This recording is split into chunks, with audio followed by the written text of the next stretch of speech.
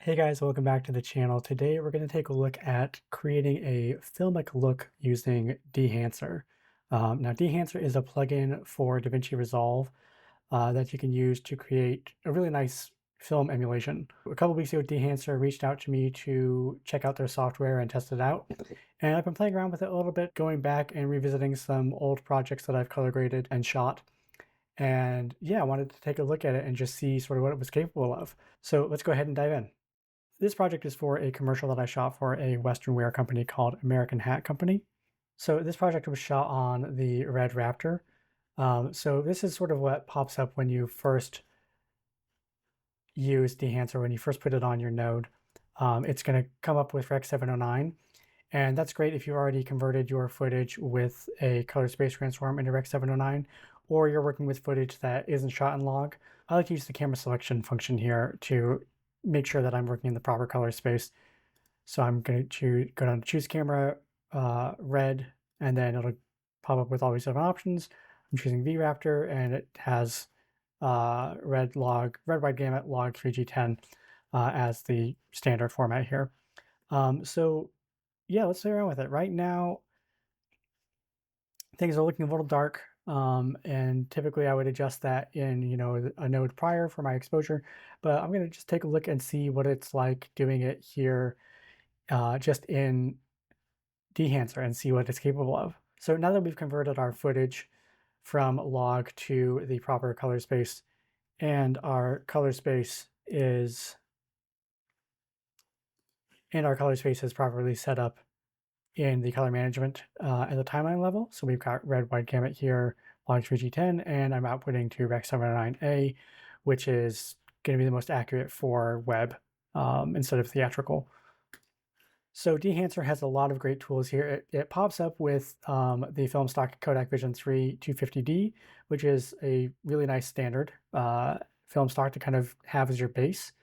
The first thing that I like to do after I've loaded in my camera settings is I'll go down here to print, and that's going to give you sort of your output LUT. So this is going to give you like a Fujifilm look here or a Kodak look. That's 2383. That's your typical standard Kodak print stock. And that's what you're going to get with the film looks LUT from Davinci. That comes in there by default. So let's start with this. It's looking a little bit dark right now and a little bit warm. We shot this on this really foggy day. We shot up in Malibu in this really beautiful weather actually to shoot in. Really ominous and really atmospheric. So I want to really kind of highlight some of those cooler tones that we were shooting in with that fog. So first things first, we're going to come up here and we're going to go to exposure, and we're just going to bring that up a little bit. That's looking pretty good. And another thing you can do actually in Dehancer is go down to monitor, and you can check your false color.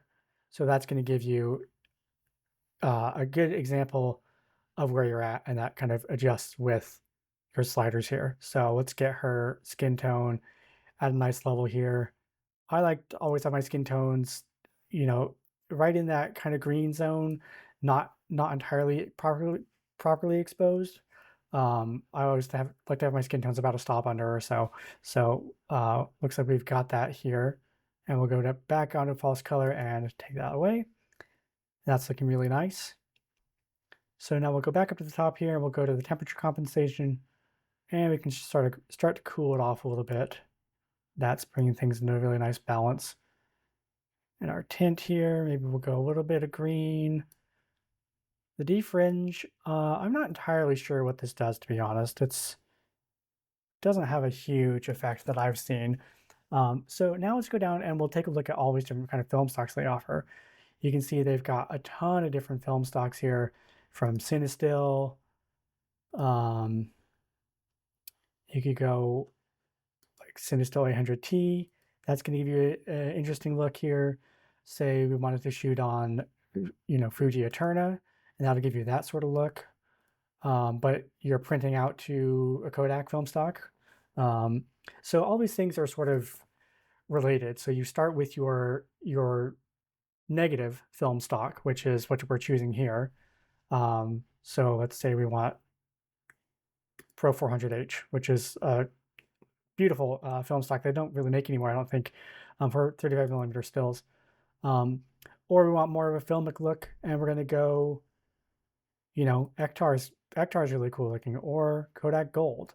So you have all these different film stocks from 35mm stills that you can then use on your digital motion picture here.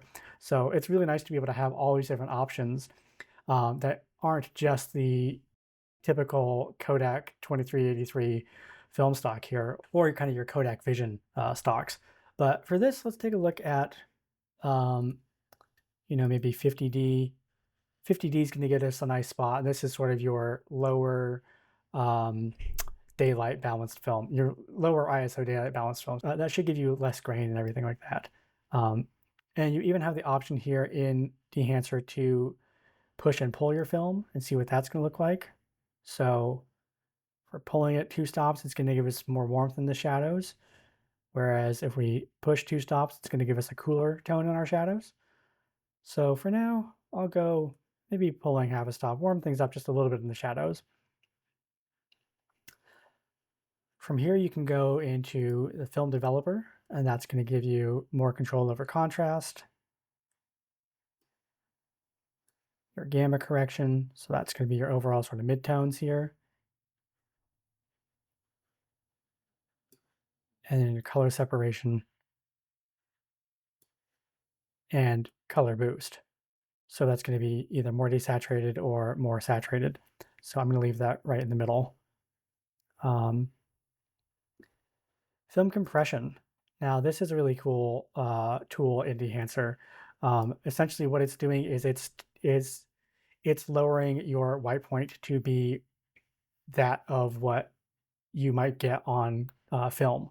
So, and you can change this. So say you want your white point highlights here to be brighter, you can look at the scopes and you can see our top end of our highlights is coming up or getting pushed down. For me, I like more muted highlights, so I'm going to leave this at kind of the higher range here. So the tonal range is going to be selecting sort of your luminance values here. So that's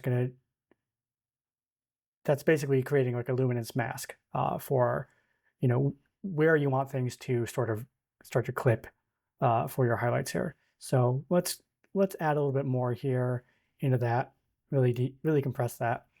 Color density, that's going to give you a little bit richer colors. And we'll leave that back at normal. And then we have expand, so that's going to be more contrast control. This is going to give you a more faded look if you take your black point down, or much more contrast. So let's just kind of maybe open it up just a little here, and we'll go to the white point as well, and we'll kind of bring this up a little, just a touch, so we get a little bit more contrast here. Color mode, that's going to be just affecting the luminance or affecting the color as well. So you can see with that off and then on. And then same with the film compression, we take a look at what that's doing. See our highlights here in the sky behind her head. That's looking pretty hot. So let's turn with that on. We are lowering that back down. We've got our film print here. And so this is, you've got all these different values here for changing your overall color tone of the film print. So this is going to be a little bit cooler to this direction, and then to the left here, it's going to give you a little bit of a warmer look. So let's go with a little bit cooler. I'm really trying to lean into the kind of cool look that we had on the day of shooting with this fog. Maybe we'll take things up just a little bit on the exposure, bring things a little bit more contrast, and then color density. Again, that's going to give you more or less density and richness in your skin tones and other colors. So for this, given that there's not a lot of color in here besides her skin tones and her jacket, I'm going to kind of boost this up here. And we can take a look at before and after. So that's the print stock here. And then you also have options for grain as well. So you have always have options for 8mm. That's going to give you really a lot of grain here. 8mm 500T. That's going to give you a ton of grain. You've got 16mm, 35, and even 65 IMAX film. So that's going to give you, much finer grain. So depending on how subtle you want it, it's really kind of to taste. I'm going to kind of match it to what we have with our film stock here, which is the 50D, and we're going to go 35mm ISO 50. So that should kind of match that grain structure. And you can dial it in as well if it's looking too much. So you can do a lot of grain here or none at all. So let's go back to sort of our normal. I think that just looks nice. I don't know exactly how this is going to look on YouTube as far as the compression goes, but hopefully you guys can see the difference here. So here's without the grain, and here's with. And I think it adds a lot of nice texture. Another thing about Dehancer, which is really nice, is it's got halation built in, and you have all these different film stocks, and with remjet and without remjet. And so what remjet is it's the backing on the actual film itself that prevents a lot of halation. So if you remove the remjet, you're going to get more halation in your highlights. And if you have the remjet layer on still, which is kind of standard, then you won't have as intense of halation. You can go to mask mode here and kind of dial it in. There's not a lot of hard highlights in this shot, so it's really not going to make much of a difference. So for now, I'm just going to leave it off here. Another thing that I really like about Dehancer is it has a bloom mode built in, and that mimics sort of the bloom you'll get from different film stocks as well. So you see you've got Super 8, 16, Super 35, and IMAX 65mm, 70mm. So we're going to leave this at 35 and take a look at the mask mode, see what it's affecting. Again, you can see it a little bit here on our subject, particularly on her skin here. And we can kind of dial it down, dial it up. For now, I'm just going to leave it, let's go 65. Some other settings that I've played around with, but I don't really find a lot of use for me personally, is the sort of film damage. With all these settings across, I'm also not getting the best playback speeds here. As you can see, I'm getting, 2 or 3 frames here. But it's going to give you this sort of emulation of film damage on your negative, so you get scratches and hairs on the gate, stuff like that. So let's go back here to our hero frame. Okay, so we're back to our hero frame here. Let's get out of there. You also have the effect for gate weave and film breathe. So both of these are going to just emulate sort of film being projected. Gate weave is basically the film running through the gate, and if there is, any sort of play in the gate itself, it's going to create a little bit of side-to-side wiggle in your film as it's rolling through the camera. So I'm going to leave that unchecked. I like my stuff to be a little bit more controlled here. The last couple of settings here, you can mess with our overscan, and that's going to give you these film borders. So you have always on options for Super 8, 16mm, Super 16. And what overscan is basically when you're scanning the film, you can do a full scan, which is going to give you this rocket holes, and it'll give you the most information out of your image with, a traditional film scan.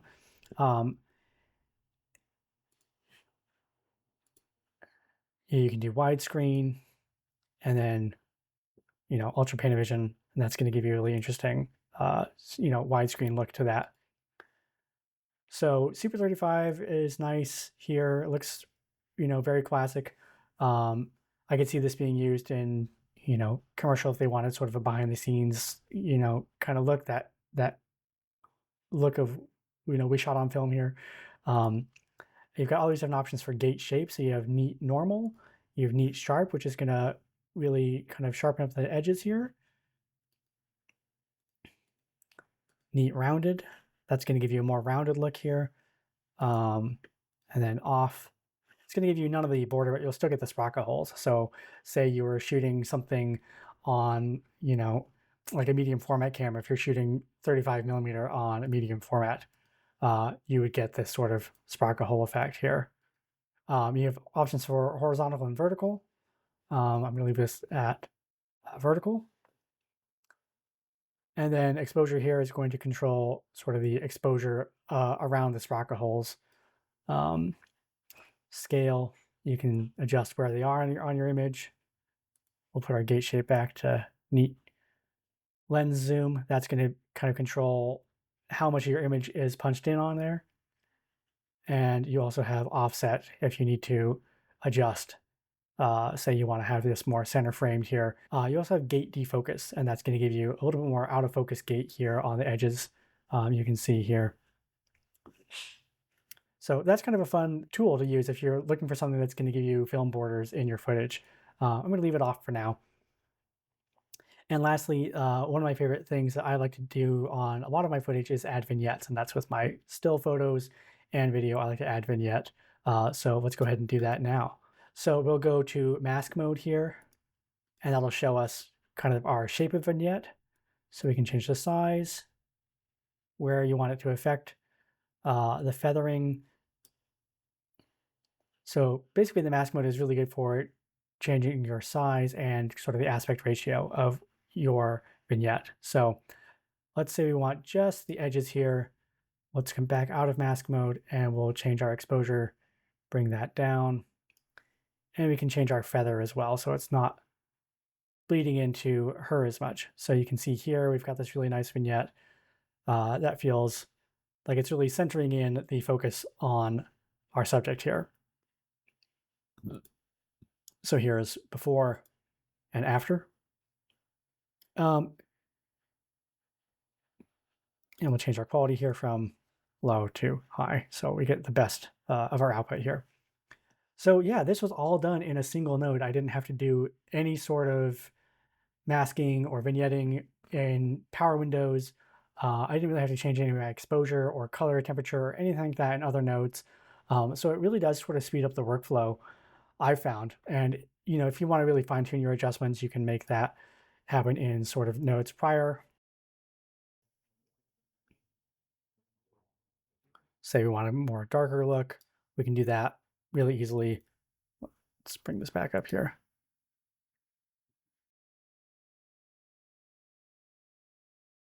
We can do that really easily while still keeping our base look.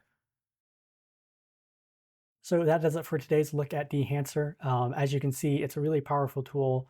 You can do a whole lot in just a single node, and it really speeds up the workflow in post as far as color grading to get a really filmic look to your footage. So if you're interested in trying out Dehancer for yourself, you can check out the link in the description and use my code GRANT10 at checkout to save 10% off a monthly, yearly, or lifetime subscription. It's a great way to support the channel and save a little bit of money on the plugin. So go ahead and check it out at the link in the description. And if you have any questions about the workflow, leave them in the comments. I try to get back to every single one of them. Thank you again so much for watching. Be sure to like the video if you learned something, and subscribe to the channel to stay up to date with more breakdowns coming up. We'll see you in the next one.